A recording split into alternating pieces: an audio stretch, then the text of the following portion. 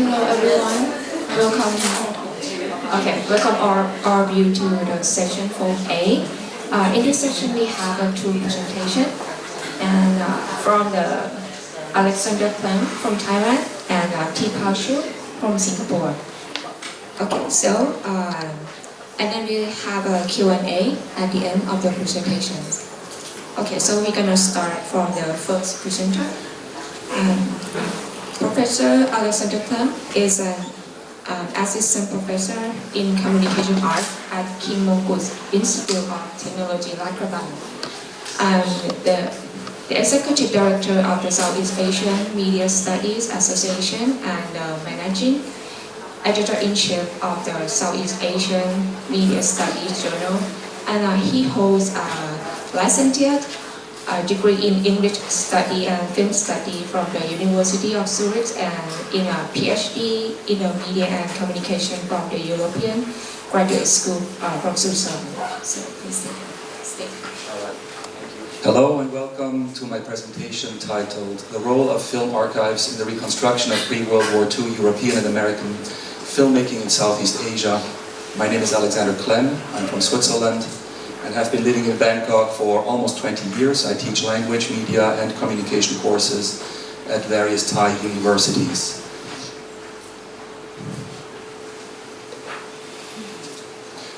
One of my major research interests is the 20th century representation of Thailand in Western films, that is, documentaries, fiction films, scenics, travelogues, home movies, TV programs, etc., as I am generally interested in Thailand in the Western imagination.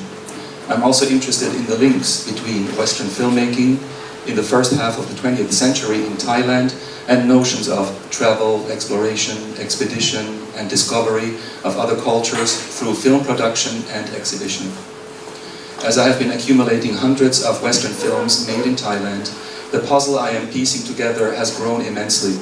My objective now is to arrive at a satisfactory picture of Siam in Western films from 1908 to 1941.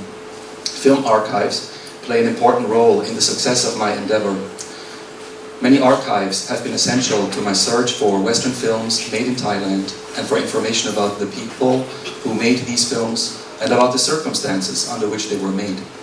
I will discuss 4 archives, present my reconstructed production history of a Siamese journey, reveal a story of success with Bangkok as Celestial Venice, and present a list of all relevant films I could identify so far. The Travel Film Archive. Little is known about the Travel Film Archive and the people who run it. It is a collection of travelogues and educational and industrial films that show the world the way it was between 1900 and 1970. All of the archival footage was shot on film, much of it on 35mm. So they cater to customers, right? So if customers need high-definition transfers, the archive has the necessary film backing. Among the holdings are films by the renowned travel filmmakers Burton Holmes, is very relevant for Thailand, James Fitzpatrick, also very relevant, and Andre Delaval, and footage shot by many other itinerant filmmakers. Footage from the Travel Film Archive is available on licensing from Getty Images and the TFA network of agents, either directly or through their site, but they do not sell footage for personal use. The Travel Film Archive started its YouTube channel in 2008 and has uploaded 1,400 films on YouTube and its homepage. Of those, 150 are situated in Asia and 14 very significant ones are Thailand related. They include amateur films and commercially produced travelogues from the 1930s to 1970s. Even though the collection is limited in size, it is the ideal online film archive to enter the world of historic travel films shot in Southeast Asia, because the search options are detailed and each film comes with a comprehensive synopsis. And here I have a question to the archivists in the room. They started their YouTube channel in 2008, and it seems like all of these archives that have been helpful for me, they all started their YouTube channels around 2008 and 2009. Maybe later someone can tell me the reason why that is. British pate. Pate News was a producer of newsreels and documentaries from 1910 to 70 in the United Kingdom. Its founder, Charles Pate, was a pioneer of moving pictures in the silent era. The Pate News Archive is known today as British Pate. Its collection of news film and movies is fully digitized and available online.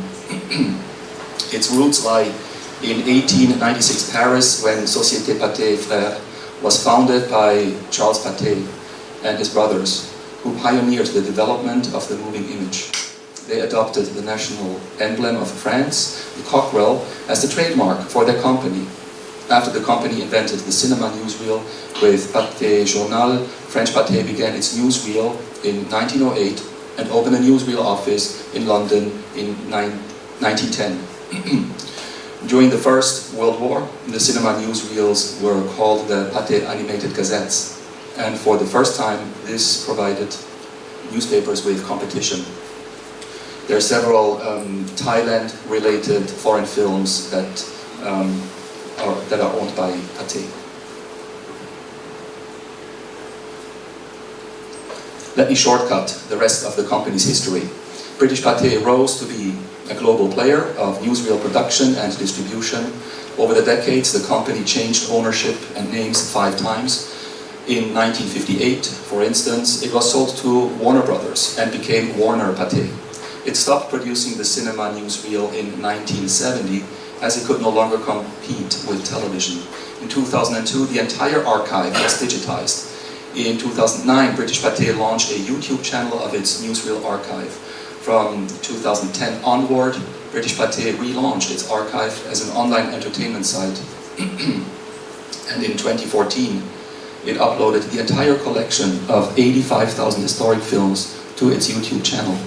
Since 2020, the British Pate archive also includes material from the Reuters historical collection. As of this year, the British Pate YouTube channel features an astounding 105,000 videos.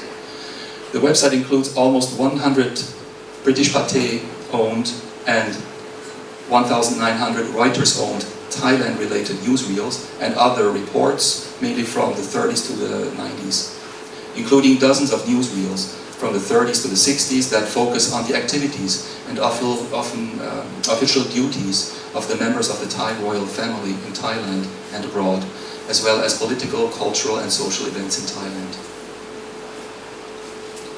The Huntley Film Archives is one of the largest independent film libraries in the UK. John Huntley and his daughter Amanda established this company in 1984, and since then the archive has continually grown with the acquisition of new collections. Their collection of more than 80,000 titles dating from 1895 to the present day are vast and varied. Their films cover the places and peoples of the 20th century comprehensively and globally. The collection's emphasis is on social history from Britain and around the world. The collection includes a substantial amount of footage shot in Latin America and the Caribbean. Newsreels, travelogues, documentaries on the local industry and agriculture, and amateur home movies. Huntley Archives are run by a team of film activists who aim to help customers produce the best archive content for commercial and research projects. They are fully independent and have no agents, which ensures that customers wishing to purchase films from them get the best price and the best service. Operating mostly as a commercial enterprise, Huntley provides film clips to broadcasters and other production companies. Researchers are also welcome to consult the collection. They digitize their films and upload them to their YouTube channel, started in 2008. As of now, they have put 20,000 films on YouTube, and they provide detailed descriptions for most uploaded films. That is very useful. Huntley Archives offers over 300 Asia-related and 140 Thailand-related short films, mainly from the 50s to the 70s, with some gems from earlier periods.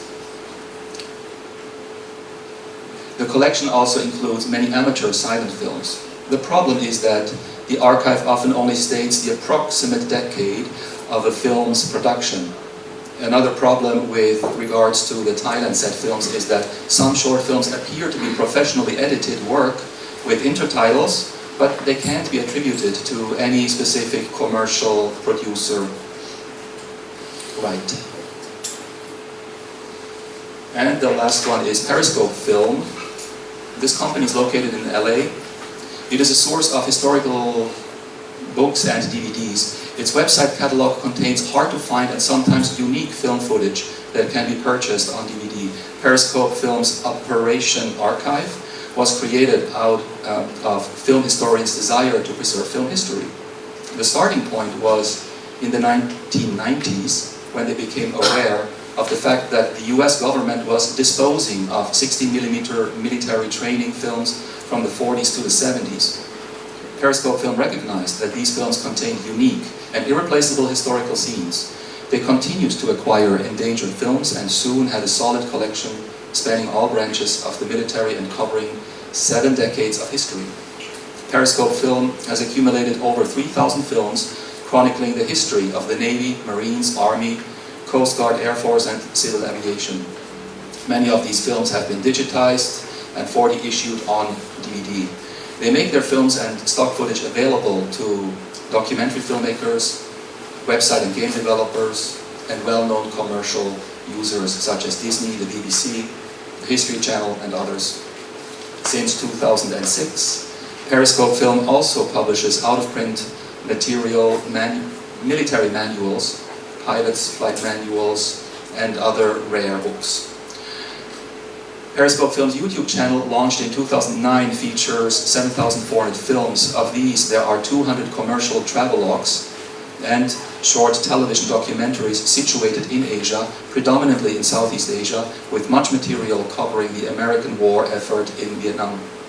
About 12 films are commercially produced American travelogues exploring Thailand. For many films, Periscope Film has provided a valuable scene-by-scene content description. The archive continues to discover and upload rare films with a Thailand focus. For instance, only 1 month ago, the archive uploaded the gem Decision in Thailand, a 1953 Christian missionary film set in Bangkok and Chiang Mai. If you want to check it out later, it's called Decision in Thailand from 1953. And some years ago, I used many of their films to write a paper about Thailand's representation in American military films during the Cold War.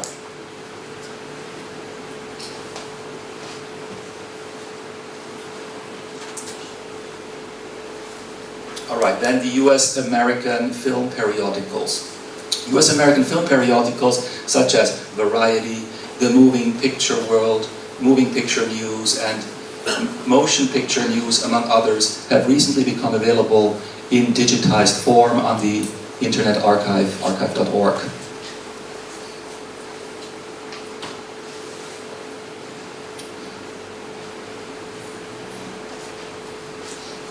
Scattered in these periodicals are showtimes, promotional ads, progress reports, previews and reviews of Western films made in many places, among them also in Siam, as well as articles about the exchange of film technology expertise between Western film companies and their Siamese counterparts. These hundreds of film periodicals have also been essential to my research. So it's just the kind of content that you find in those very old periodicals. What are some of the recurring problems or challenges I have encountered in my research efforts?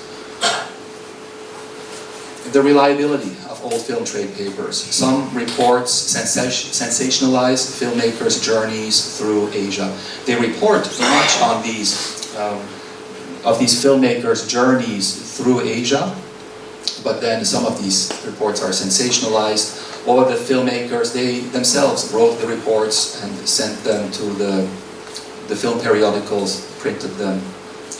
Internet movie database, well, it's often unreliable or inadequate source of information. I came to realize that. Existing films not digitized and put in the public domain yet, well, this is a problem, for example, with the Burton Holmes archive. Burton Holmes is very essential to my research about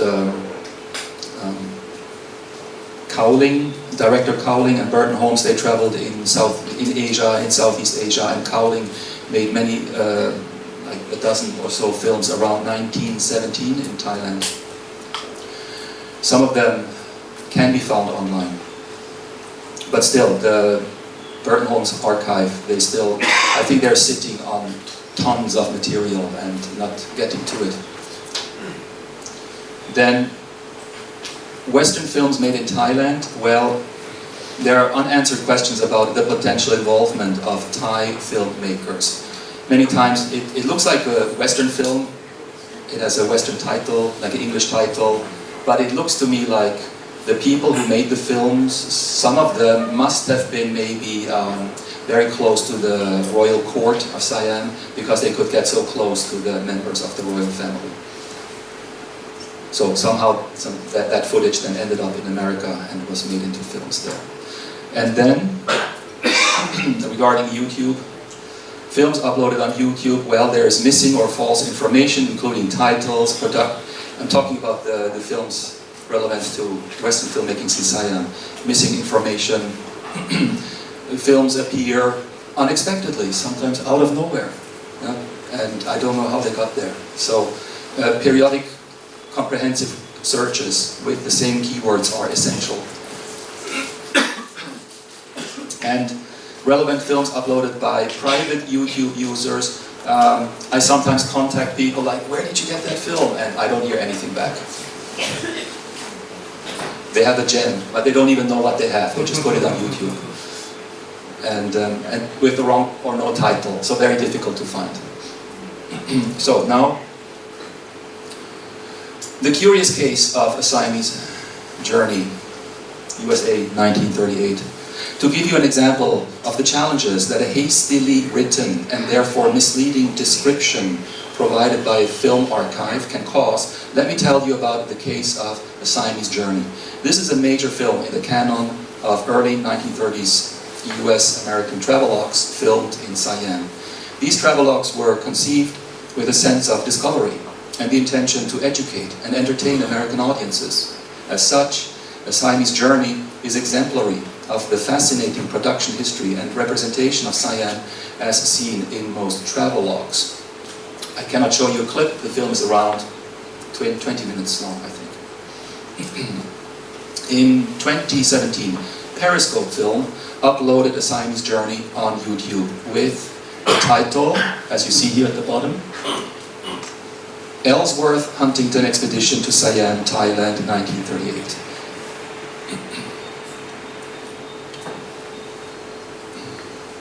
And the description.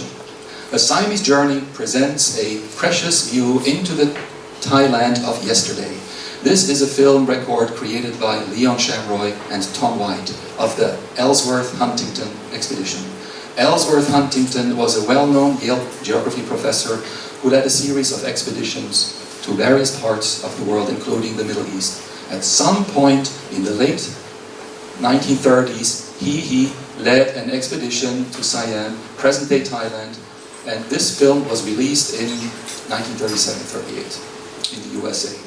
The film is notable for showing pre-World War II Thailand, its capital Bangkok, and its people. The title credits read, A Siamese Journey, photographed by Leon Shamroy, produced by Tom White for the Huntington Expedition.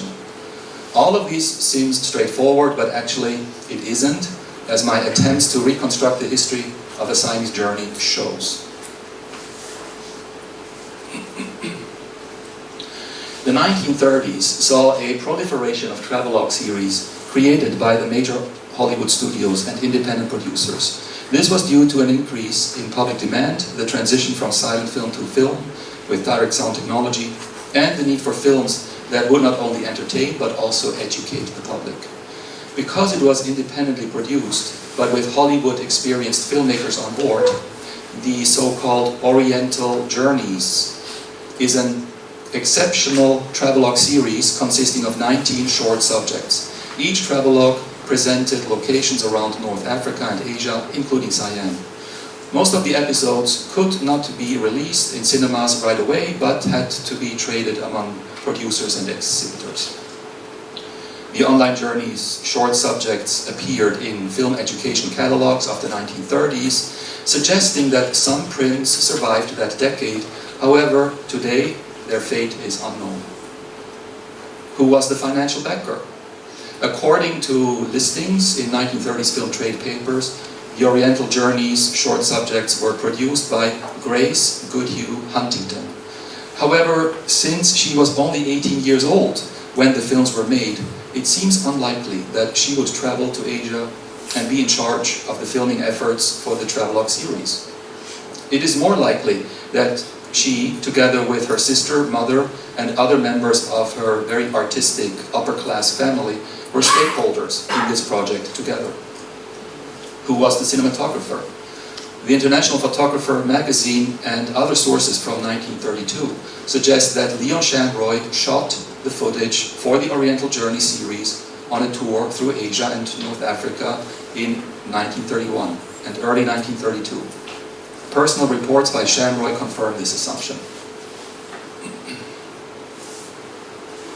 Shamroy later had an outstanding career in Golden Era Hollywood as the cinematographer of The Snows of Kilimanjaro, The King and I, Cleopatra, and many other blockbusters. What was the role of Tom White and the so-called Huntington Expedition? The 1937-38 International Motion Picture Almanac wrote that Tom White started in pictures with famous players Lasky Studio in the East as production manager 1919 to 26. Then casting director until 1927, started independent production, returned from round-the-world Huntington Expedition, of which he had charge, and produced and distributed shorts and features under the name of Tom White Productions." End quote. Thus, White oversaw the on-site filming of the Oriental Journeys series. Significant is the mention of the Huntington Expedition. In January 1932, the International Photographer reported about a campaign staged by Howard Hughes Multicolor Company and commented, quote, "Tom White's travelogue feature," no name for that travelogue feature, "Tom White's travelogue feature shot on the famous Huntington Expedition also will be processed by Multicolor." If this is true, then White intended to colorize the Oriental Journeys films, and the reference Huntington Expedition was sometimes used to refer to these films. In fact, this first reference by a film trade paper to the Huntington Expedition was later picked up by other publications, but never in reference to Ellsworth Huntington. Ellsworth Huntington, a former geography professor at Yale, went on several ethnographic expeditions. For example, on the Barrett-Huntington expedition to Central Asia in 1905. That drew much public interest at the time. In fact, however, nothing at all points to another Ellsworth Huntington expedition in the 30s, or to any connections between the professor and the world of film production, or a family relation between the professor and the Grace Huntington's family. It is conceivable that Tom White chose the label Huntington Expedition for Siamese Journey to capitalize on people's memory of Ellsworth Huntington's expedition and to give it an aura of true science. Why he did not credit Grace Huntington by full name remains a mystery. His choice is confusing, and Periscope Film made the understandable mistake of connecting the film to Ellsworth Huntington, but by doing so also made my piecing together of A Siamese Journey's production history more challenging. Most footage for A Siamese Journey was shot in late 1931. The last quarter of the film shows King Prachadipok's return from a trip to the US and Canada in October 31. This and other scenes, such as those of royal elephants, may actually have been shot by Siamese cinematographers of the royal court. Whether and to what extent Shamroy personally filmed the Bangkok footage and whether he was accompanied by Tom White is hard for me to say today. What about the release of the film? Nothing points to a release of A Siamese Journey in 1932. In fact, it was not listed as an Oriental Journeys travelogue until 1937 in the Educational Film Catalog. So when was the film released?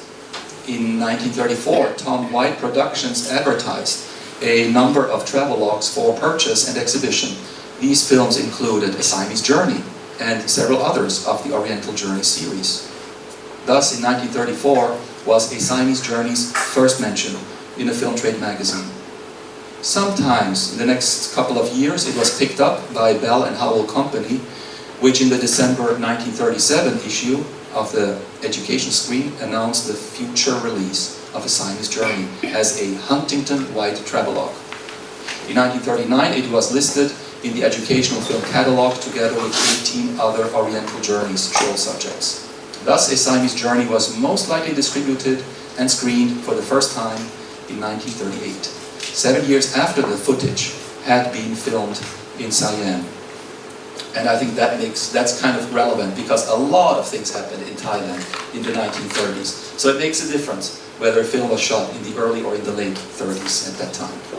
So this piecing together of a film's production history is exemplary of my research with the help of old film trade magazines and travelogues digitized by film archives. Then there is the fantastic case of Celestial Venice.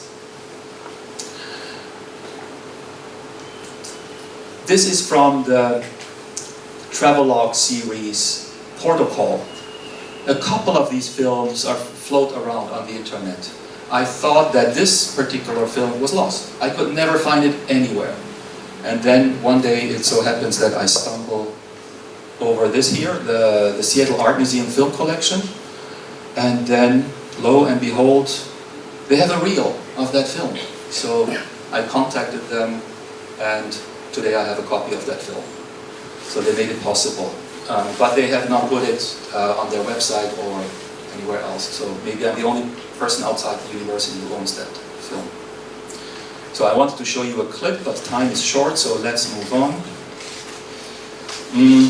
Okay, so I've put together, with the help of archives and the film periodicals, I can give you the PowerPoint later if you want, when you take pictures.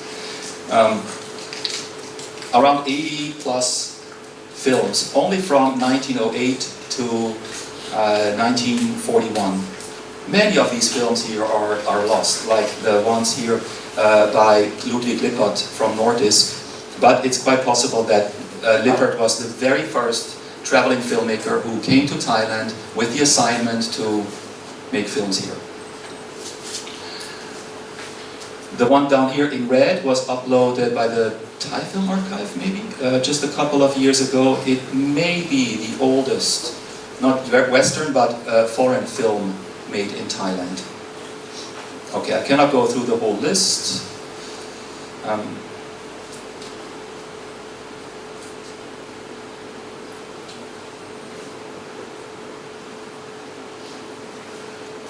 As time goes on, there are also private films, like early home movies in the 1920s by very affluent British and American people who could travel through Asia. And then we have a period of a lot of travelogue films in the 1930s. Sorry, I have to rush through these.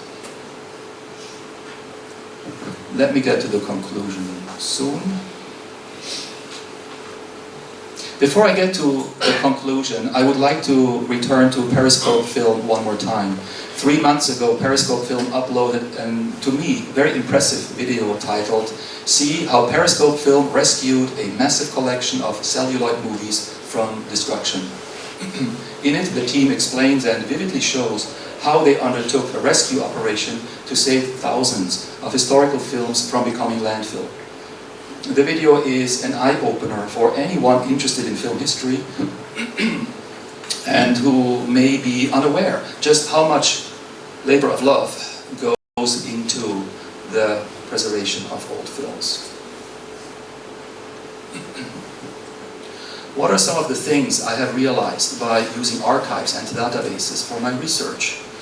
Do not rely on Internet Movie Database. Beware of information in old film trade papers, as they sometimes exaggerate and misrepresent actual events at the time. Contact film archives. I mean, just take the initiative. Contact the archives and you will find friendly people ready to help. Beware of films uploaded on YouTube and the information in the description. It may be misleading sometimes. Search YouTube periodically and strategically, because wanted films suddenly surface seemingly out of nowhere.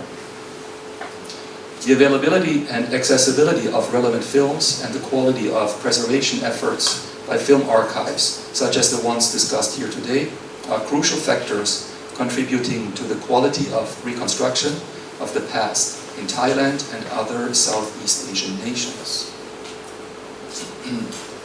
Ladies and gentlemen, thank you very much for your attention, and thank you very much everyone at SEAPAVAA and the Thai Film Archive for organizing this fantastic conference.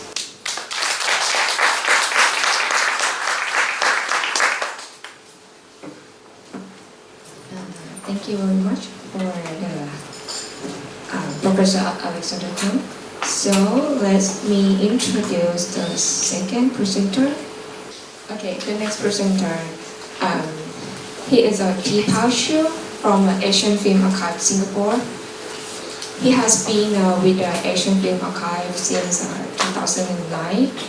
As an archivist, Pao plans AFAs, the preservation strategy, and oversee the development of the film collection, as well as curating various film programs to showcase these collections. And he also selects and oversees the AFS film restoration, including work like Mike de Leon's Bat and De Messina, Patiraja's Bambaru Elvit, which was selected for Cannes Classic in 2020. And he also has a publication on film preservation. Okay, so please. Thank you so much. Hi everyone. My name is Pao, and I'm the archivist at the Asian Film Archive. We're based in Singapore. So the title of my presentation is a bit of a paradox, because most of the time we hear stories about films that were presumably lost, rediscovered, digitally restored, and introduced to new generations of audiences. But what I'm talking about today is quite different, and I'll explain why. So in the digital age of selling, streaming, and sharing of media, the demand for content has certainly led to a boost for films in the legacy format to be digitally restored and made available. So the restoration of Asian films especially has become increasingly commonplace through the resurgence of Asian film authors, as well as the global rediscovery of classic Asian cinema. But film restoration is also no longer reserved for the older classics. Even films, as you can see from some of the headlines that I've put together, even films made as recently as 2006 are being restored and distributed. So I'm here today to actually highlight the issue of some of these neglected, restored works that, which the issue is really rarely acknowledged and discussed, particularly for restorations that were undertaken or embarked on by non-archival organizations and institutions. So just to begin,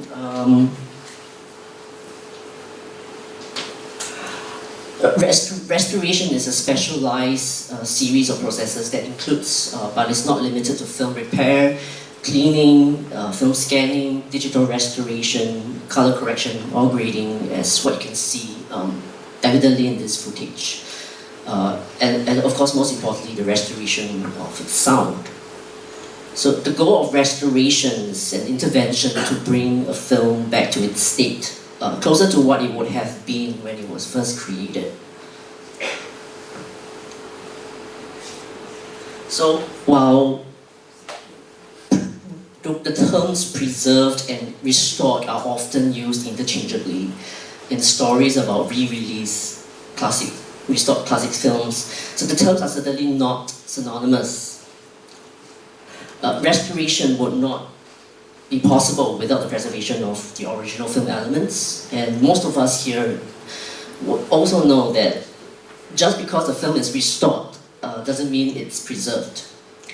So preservation is a continuous process, The restoration enabled the film to be continually preserved, but only when copies of the restored work in film and or digital formats are produced and cared for. Here's an example of a list of film and digital deliverables that could come out from a restoration project. And where resources are available, the Asia Film Archive also produces new film elements like 35mm film outs, new negatives and release prints for some of our restoration projects. So, film festivals, restorations can be embarked on by a variety of parties. For example, film festivals commission restored films, restored classic titles with the support of private corporations and foundations to showcase them at retrospective film programs or special presentations. So film owners also work with distributors and film restoration companies to restore and monetize the back catalogue of works through exhibition and digitalization. Heritage institutions, including archives like the Asian Film Archive, leverage on the visibility of restoring significant titles from the collection to advocate for a variety of causes. For the AFA, restorations are the means to the important end of raising awareness to the importance of film preservation and certainly the urgency to care for the original as well as the surviving film elements that made the restorations possible. So the clip you just saw earlier was actually taken from a restoration of a Myanmar film called Pao CHEW, directed by Tin Min. That's currently Myanmar's earliest surviving colour film from 1950. So the film was restored in 2017 by the Asia Film Archive in collaboration with the Memory Cinema Association, a non-profit entity that organizes educational programs related to film heritage and also promotes heritage films annually through the Memory International Film Heritage Festival in Yangon, Myanmar. So in 2017, the Memory Cinema Association approached the AFA for support in the restoration of the sole surviving 16mm release print of the film that was actually salvaged and kept by a collector many years ago with the agreement of the director's estate. So the Memory Cinemas Association's purpose was actually to be able to produce, to restore the film, to show it as an opening film at a further festival in the same year. And their initial proposal to us was to produce an archive, a DCP, which stands for Digital Cinema Package, which is a standard delivery format for film screenings at a digital cinema, and a single Apple ProRes file of the restored film. So this was what it came with the initial proposal. And we all know that preserving born digital and digitized formats come with their unique set of challenges, and we immediately felt that, of course, the deliverables were insufficient for a restoration for a film of this age and significance, and therefore we supported the restoration. We collaborated with them with the condition that we will be able to preserve, in addition, the raw and restored scans on LTO, and also for us to produce a new 35mm negative. So this is actually also the first title that the Asian Film Archive restored that was not in our collection in the first place. But we also, after the event, we also offered to help preserve the original 16mm print that was used for the restoration, but the owner of the print declined the offer and preferred to keep it in the country itself. So the film was actually screened at the festival in 2017 and also in 2018. That included outdoor screenings with live music accompaniment because it was a silent film.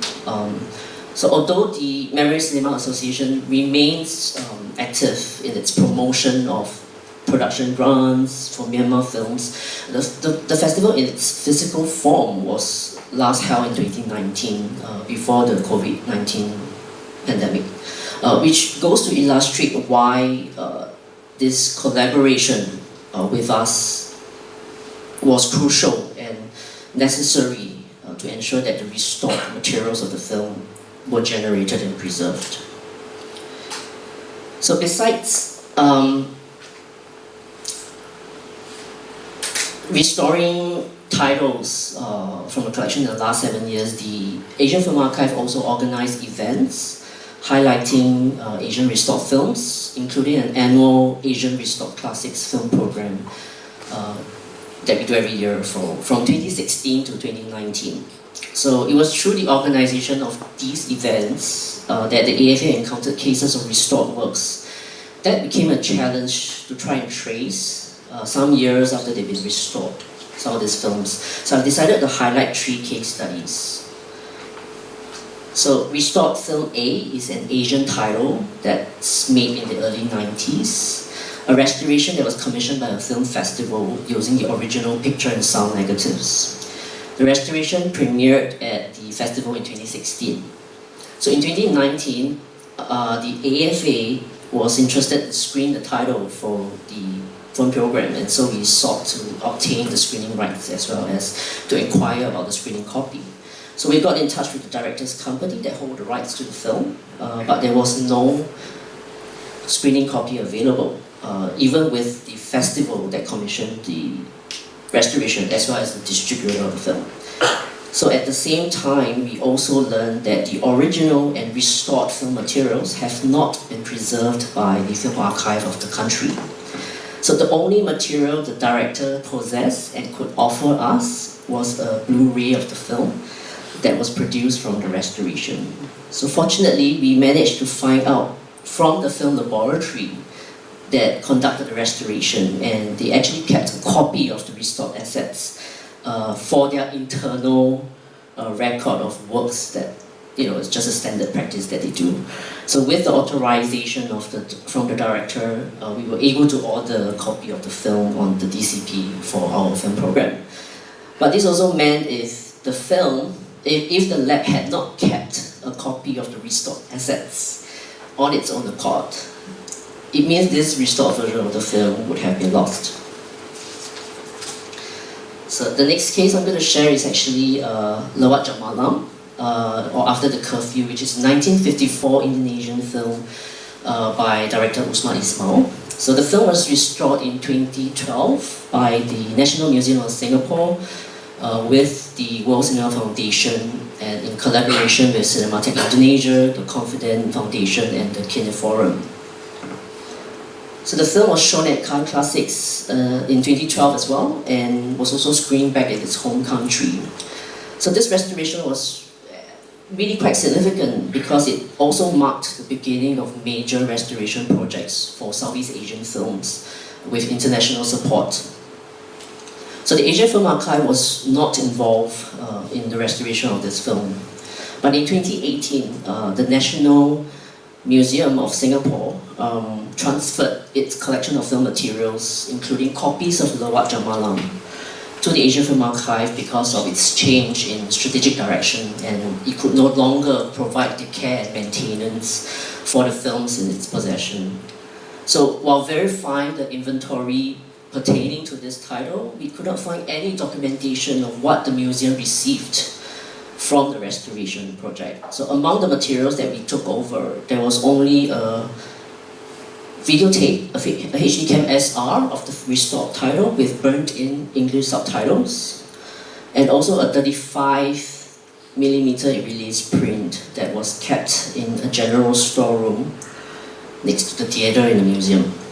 So the turnover of staff at the museum also meant that the current staff has no prior knowledge on this restoration project due to the lack of documentation. But fortunately, this restored version, of course, some of us may be very familiar because it's available, because this was a restoration that was overseen also by the World Cinema Foundation, now known as the World Cinema Project, and also other parties as well. So a copy of the restored assets would have been archived with the Cineteca di Bologna as well as the Cinematheque Indonesia. So had the restoration been solely undertaken by the museum, then it would have been a greater challenge for us to trace the provenance of this restored title. The next title I'm going to share is a film that is sadly close to home. This is a Malay film called Jirang Sekampung, a 1965 film from the Categories Classics collection, a collection that the AFA has been preserving since 2007. So in 2010, we loaned a sole surviving 16mm print of the film Jirang Sekampung for the restoration that was conducted by a company called Black Magic Design in Singapore that was commissioned by Cathay Organization and also the Centre Pompidou, which is a modern art museum in France. So the main purpose was to digitize and restore the film to a satisfactory level so that it can be shown as part of a film program that focused on Singapore and Malaysian cinema at the Centre Pompidou itself. So the film print was returned to the Asian Film Archive after the digitization, and even though the archive was not involved in the restoration, we've indicated and advised that a copy of the film should be deposited after the restoration. So after the presentation of the film at Centre Pompidou, Black Magic took additional months to make further refinements to the restoration, and at the same time sought additional sponsorship.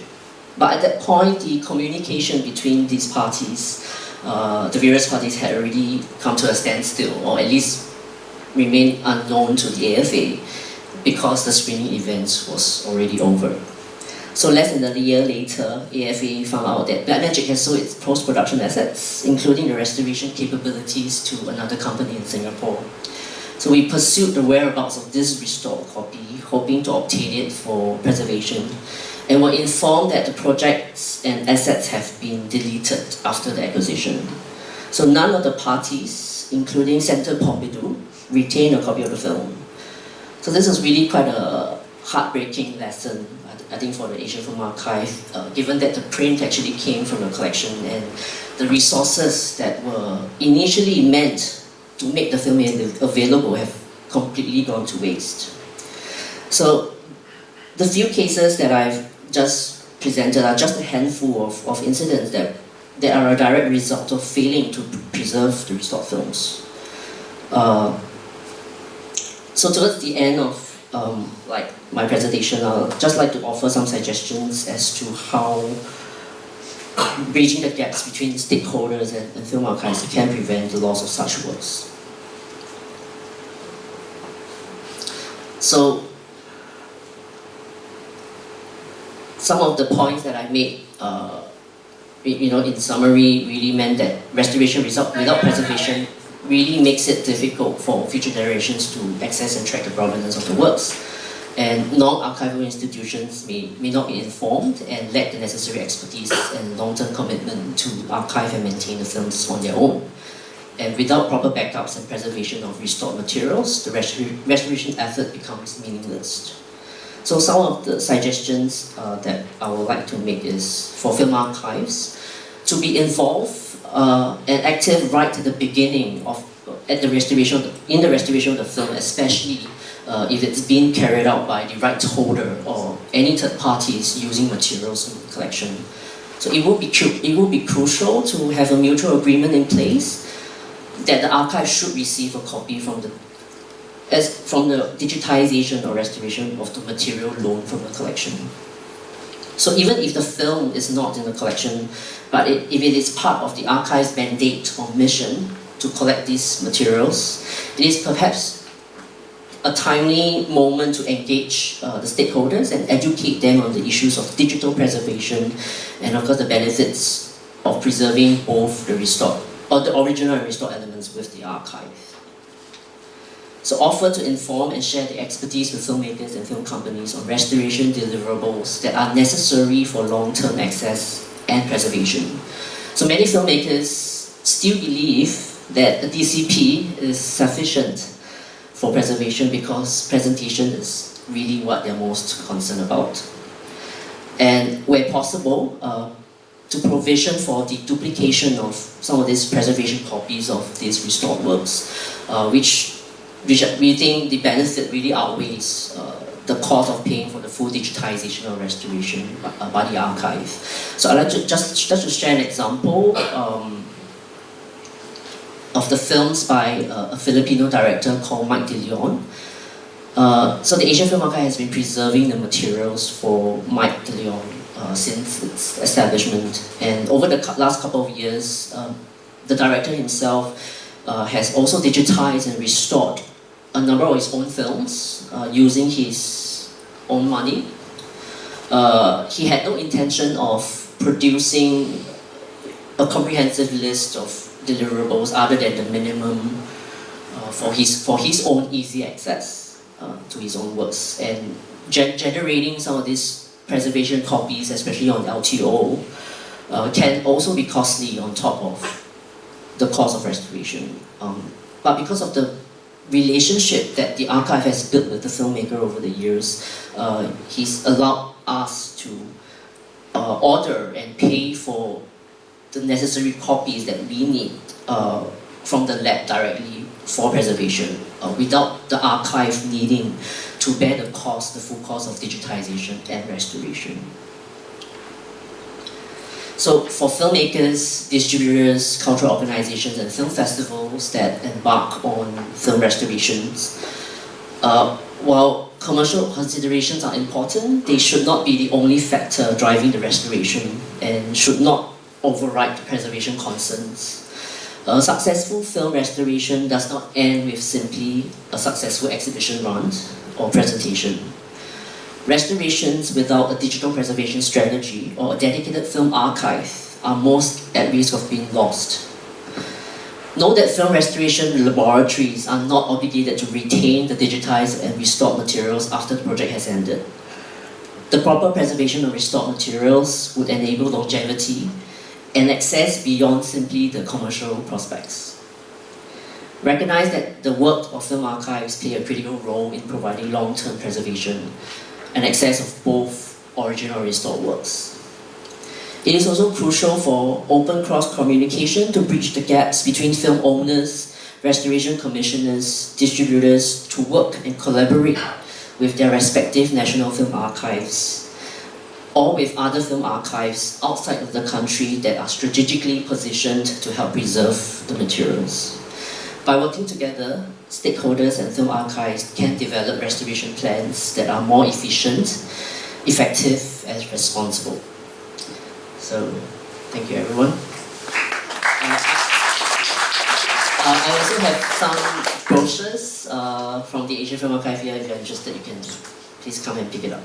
Thank you.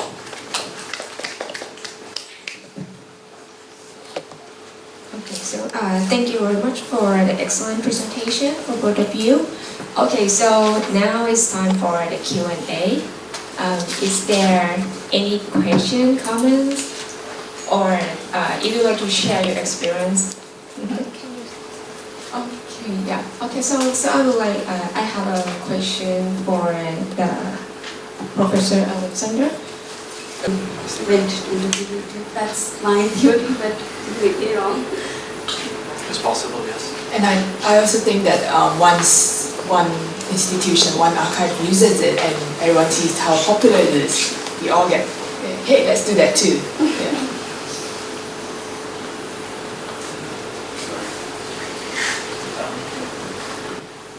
First of all, I should say thank you because it was very interesting. Thank you.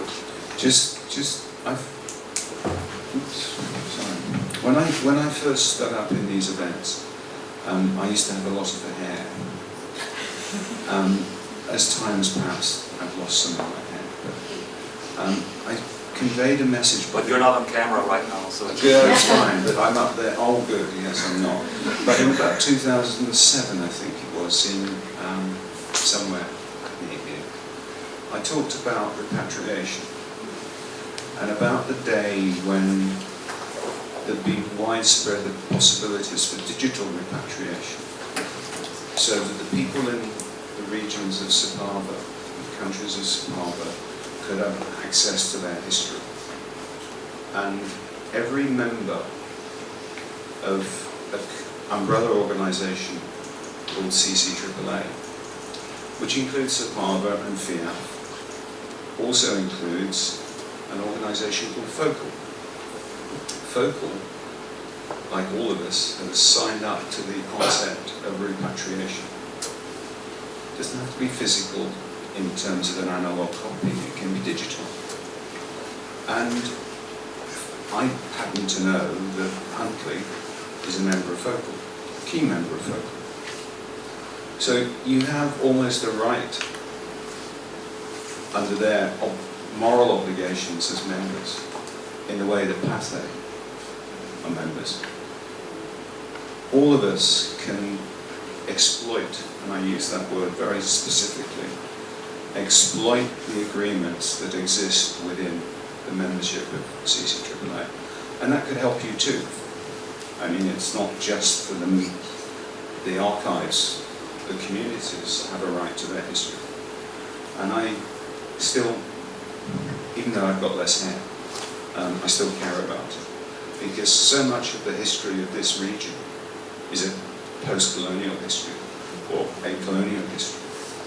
I showed in Vientiane at that first presentation footage of Vientiane at the time of the French occupation.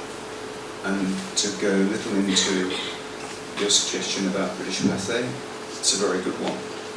But there's also British Pathé in the Reuters collection. What Reuters have is also the Gaumont material that was produced in the UK. If you go back into the parent companies, they're owned by a company called Gaumont Pathé in Paris.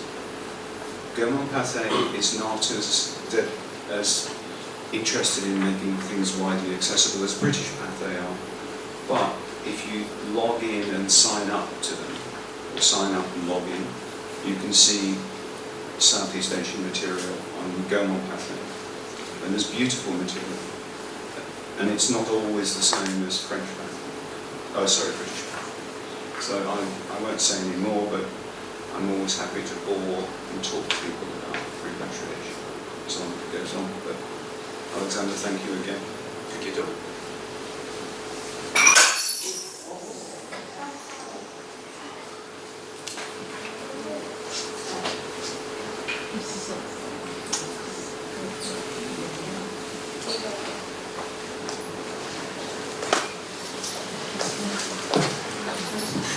What about a question for the other presenter?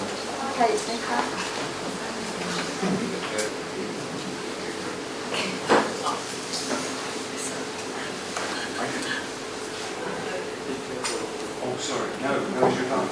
Please, I differ. Listen.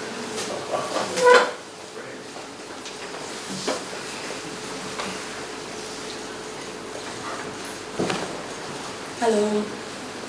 Can you hear me? Yes. Hello.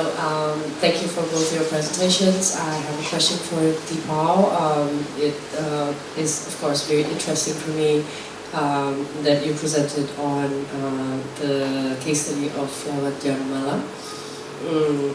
What I'm interested to understand is what is your analysis of the cause of this loss? Is it that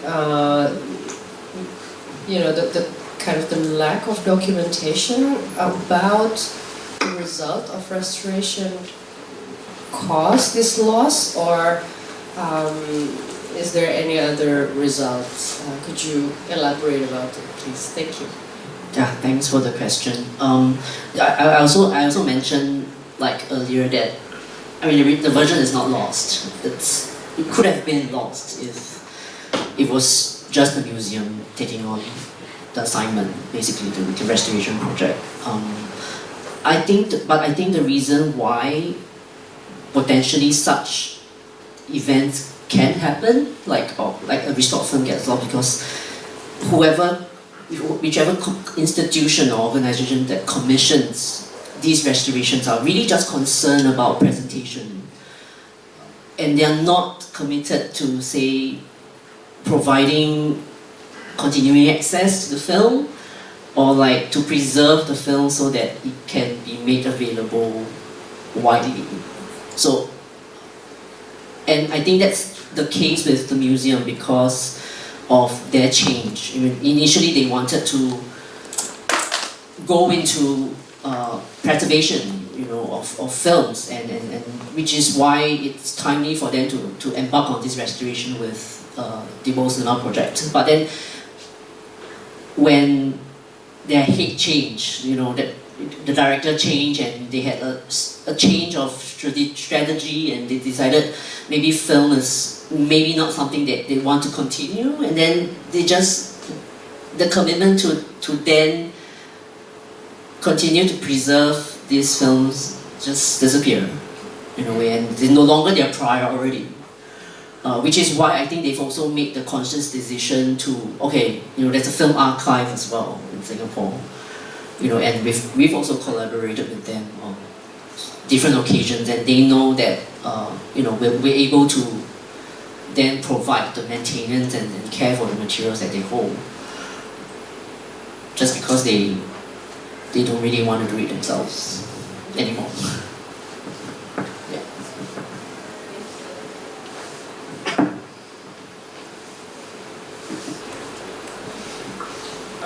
Just to add one thought to I mean, I've been involved in some restorations, and people I was working with were besotted by contractual agreements and relationships. And I think sometimes archives are too trusting. And my advice to any archive embarking on a relationship is make sure you have legal advice and you have a contract that's binding. That a service provider that is a commercial service provider, some who've got the greatest integrity, things can go wrong. We never know what the future is. Put it in writing. And the idea of you know, there was a time when I thought, why would a film archive need an IT specialist? I think what a film archive also needs is a legal and contractual specialist, because it's the only way you're going to safeguard yourselves. Because people will come along and not intentionally, but sometimes with not, things do go wrong, and that would be what I would say to all of you. Be careful, because not everybody's a Robin Hood. And thank you everyone for attending this session. And okay, next is the lunch time, and the next session will start at 1:30 p.m. Thank you very much.